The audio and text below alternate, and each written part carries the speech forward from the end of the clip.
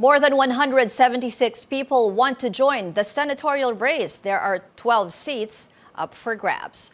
Among the aspirants is an advisor to the Health Department and the president of the iBank Foundation. Let's now get to know Dr. Minguita Padilla. Good evening, ma'am. Good evening, Ruth, and good evening to everyone who's watching tonight. Maybe the first question I would like to ask you, Dr. Padilla, why do you want to move from the medical field to politics? Actually, Ruth, it was a leap of faith, but what I had to do and hope that somebody would catch me because the call was coming little by little and getting louder and louder. But the last straw was the pandemic and the response of the government, which we really felt was there was no sense of urgency. And there were so many things which could have been done better. Then the final straw was all the corruption that we saw.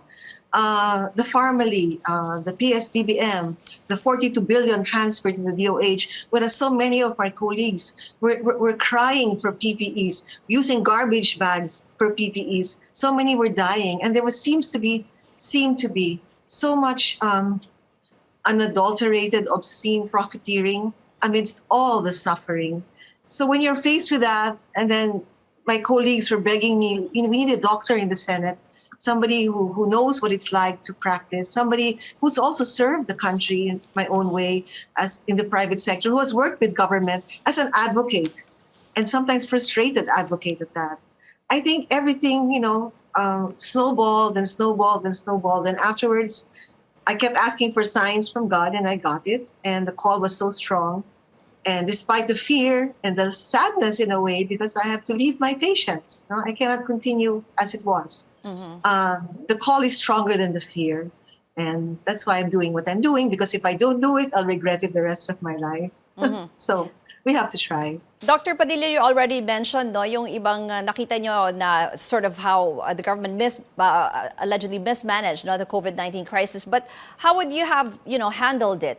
Like balancing lives and livelihood, like the implementation of the lockdowns, and also yung benefits for our medical frontliners? Well, I think I've always maintained in all my interviews that there was a lack of sense of urgency, that instead of locking down right away or closing borders right away, they were still thinking of hurting the feelings of China.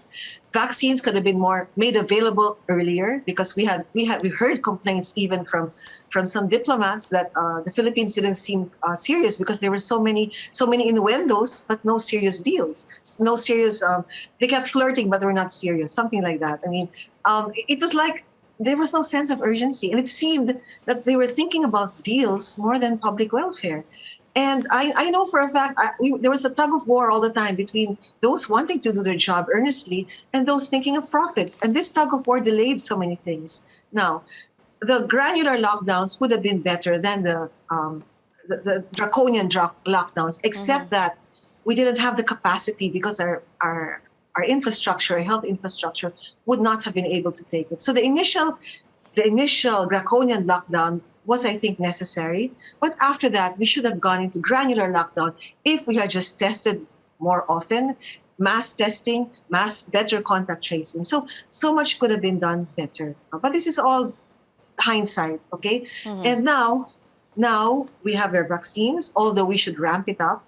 And definitely the healthcare providers, the health workers, they are taken for granted. They have been taken for granted so long, and they're asking for so little: food allowance, transportation allowance, hazard pay. And then, I was at a rally this morning at the Senate, and I could really feel their pain when they were talking about, you don't want to give us, you only gave 20% of us those benefits, and we see all this money allegedly or apparently going into the pockets of so many people, and yet you cannot give us what's due us. And you're now angry at us when some of us go abroad for greener pasture, and you say we have no malasakit, we have no compassion for our country. But what did you do to us? It was a nurse was in tears saying these things, and this is how we feel. We doctors are hurt. Mm-hmm. We are hurt, and that's why this is also the source of the statement of indignation, which over 600 of us have already signed, which is very rare. Indignation and call to action. Mm-hmm. We cannot go on this way, not just for us, but for the future. This sort of corruption, which I think we consider heinous, because it really cost deaths. It robbed us of life. It robbed us of a chance to recover faster from this pandemic. It cannot go on, and we cannot condone it, and we cannot turn our backs to it. It So, must change. so Dr. Padilla, how do you plan to combat what you're calling heinous corruption? Well, as a senator or now?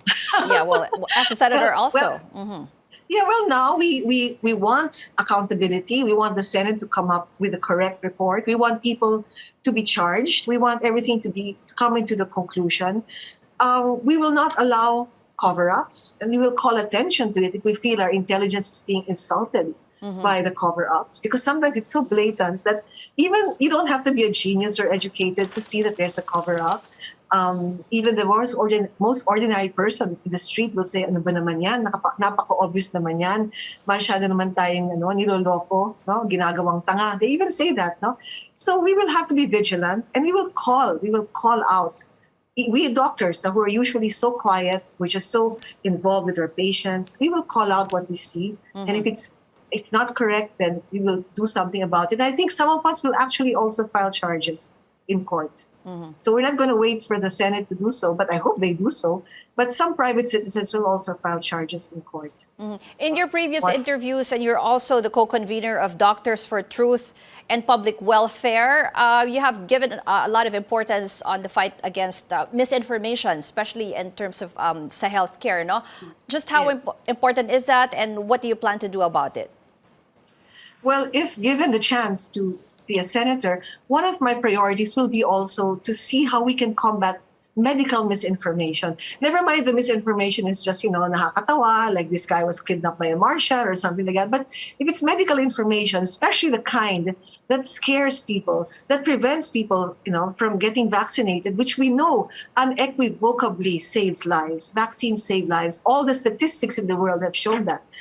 For every 10% increase in your vaccination, your hospitalization goes down by 40+% for every 10%. So can you imagine if you're stopping that because of medical misinformation? We ought to have a law. And we also need to educate our students. Maybe this is in connection with that, digital knowledge. How do you tell fake news from truth? And how do you also prevent predators from attacking or endangering our youth? This is all related, okay? May I say something also about moving on, how we can recover from COVID, from these lockdowns, how our economy can recover? Ruth? Yes, go ahead. May I say something about that? Because, I think almost all scientists around the world have now agreed that we're going away from the zero COVID to living with COVID. Because if we want zero COVID before we become normal or have some normalcy, we will not recover. We are one of the worst performing countries in the world. And according to Secretary Carl Chua himself, it will take us about 10 years to really recover. But we can hasten this, okay? One is we have to learn how to live with COVID.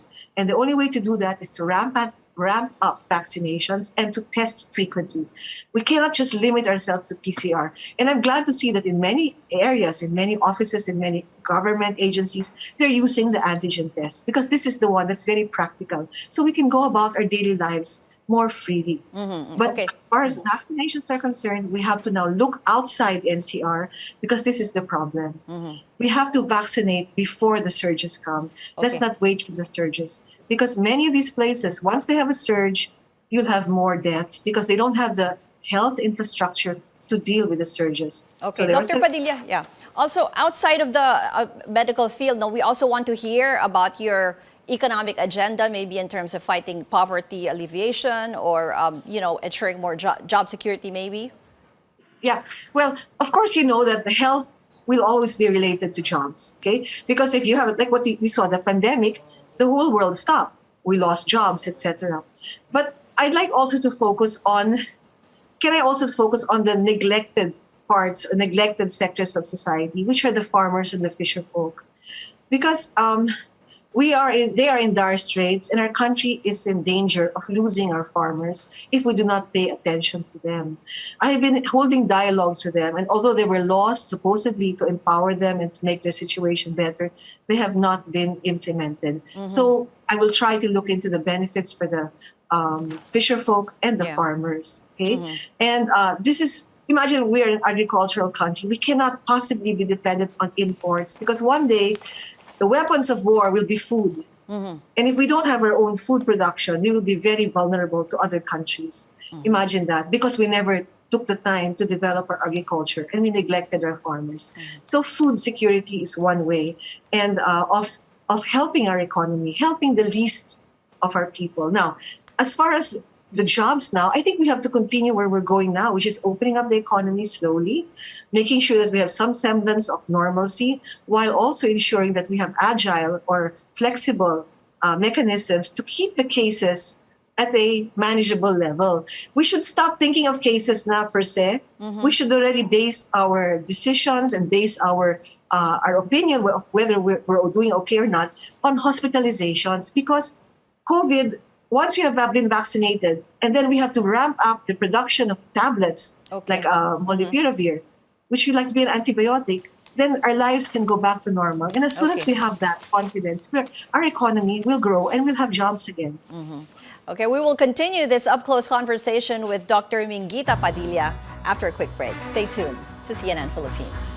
Continue our up-close conversation with senatorial aspirant Dr. Minguita Padilla. Doctor, I just want to know what you plan to do with the war on drugs. How do you plan to handle that? Okay. But before we go on the war on drugs, can I just say a few more words about poverty? Just a few more words. Go ahead. Because I forgot to mention that come next year, the new budget, the Mandanas ruling of the Supreme Court will come into effect, meaning LGUs will be getting more funds, not 27.6% more than they are today.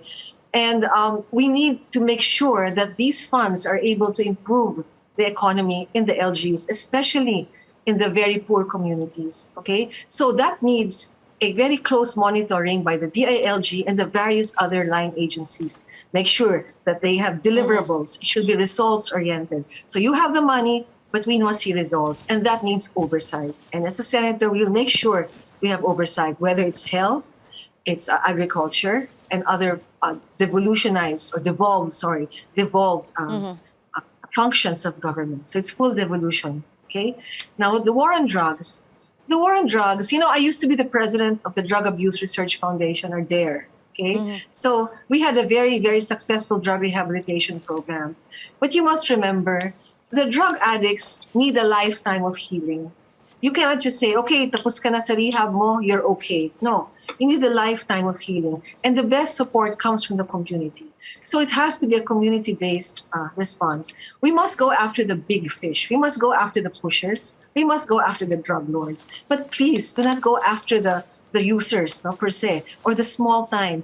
You have to heal them. You have to heal them. I know that there's a lot of criminality behind drugs. I know that. But I also know that so many of these addicts can have a better life if they have the right guidance. So we had a very nice system in there. And a lot of the church groups and the community groups can do that also. So let's think of it as a disease, okay? But a lifelong disease. In other words, it's just like being an alcoholic. You have Alcoholics Anonymous. Recovering drug addicts need a lifetime to heal, and they need the support of the community. They should not be discriminated upon. They should be supported. This we can do, actually, through programs in the community. And we can make that one of our projects as well. Dr. Padilla, for the last part of our interview, we have questions, a series of questions that you should just answer with yes or no. No explanation needed, okay? First question, do you favor easier public access to the SALN of the President, Vice President, and members of Congress? Definitely yes. Do you support lifting foreign ownership limits in the Constitution? Yes or no?